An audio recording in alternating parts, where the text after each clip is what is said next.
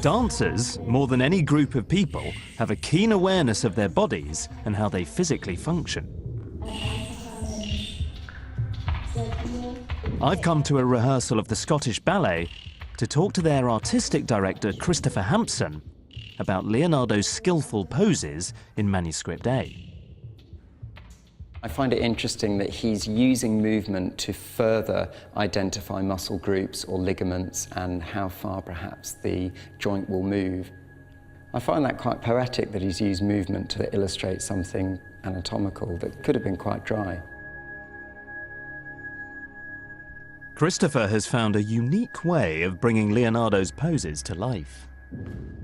Do you think we should introduce the semi-naked man that we've suddenly had with us? This is our principal dancer, Eric Cavallari. He's going to help us out just in recreating these images. So this is the first example. What have you chosen? Well, I've chosen the shoulder and the arm. I've chosen it because it's actually quite a balletic pose anyway. Because of the way that the arm is drooped, we call this allongé. So you can see his arms outstretched, and Eric's automatically put his head looking down at the arm, which you can kind of tell that's indicated from the way the neck is inclined down towards the arm. It's not sort of snapped this way, it's got a slight bend, which you can see he's got there, so that all the muscles are well defined. That's where I find these drawings so interesting, is I feel he's used rotation and shaping to make sure that the correct muscles stand out. Ah, so now why have you picked this? So this one, again, because it does have a sense of movement to it. So the arm is in what we call a fifth position. So Eric, if you can take fifth position and incline the head, and that gives us this shape. Again, just by making the forearm rotate in towards the head, makes the bicep ping out and ignite. So again, it shows the arm much more clearly. So this is what? This is your third example. And what's happening here? He's showing how the calf muscle gets fired up, how it ignites with movement, I presume.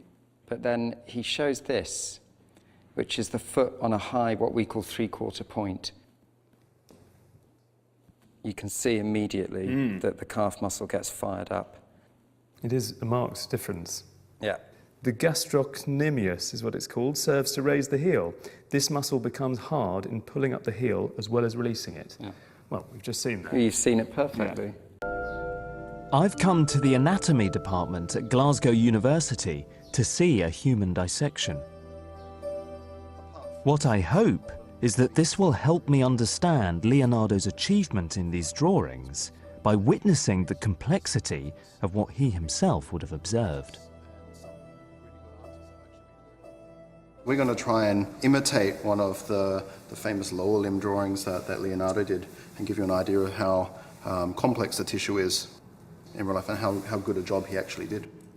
The really big difference between the modern era and Leonardo's time was that he obtained bodies either legally through the church and maybe from the pauper's house and these sorts of things, whereas in the modern age, every one of the people that we use in here is donated willingly and knowingly in their actual life. They've signed the forms themselves.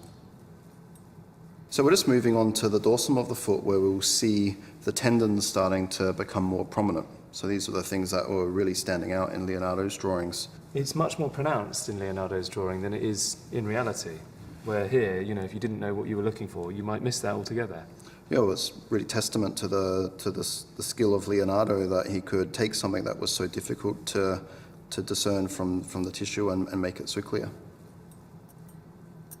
So you can actually see on the underneath, there's each tendon, which is what, the thick band, the thick white band. Yeah, so there's it's one not the internal, the bit in between. No, these bits, one of each of these for each toe. Goes straight to the toe. They're a collection of strings or ropes that are connected to the muscle at one end and to a bone at the other. Quite remarkably, Leonardo not only captured them wonderfully well in terms of his drawings, but quite clearly understood the mechanical purpose of them. You can imagine Leonardo going through this dissection and not just standing here and looking at it as a static example, but pulling on the tendons and moving things around.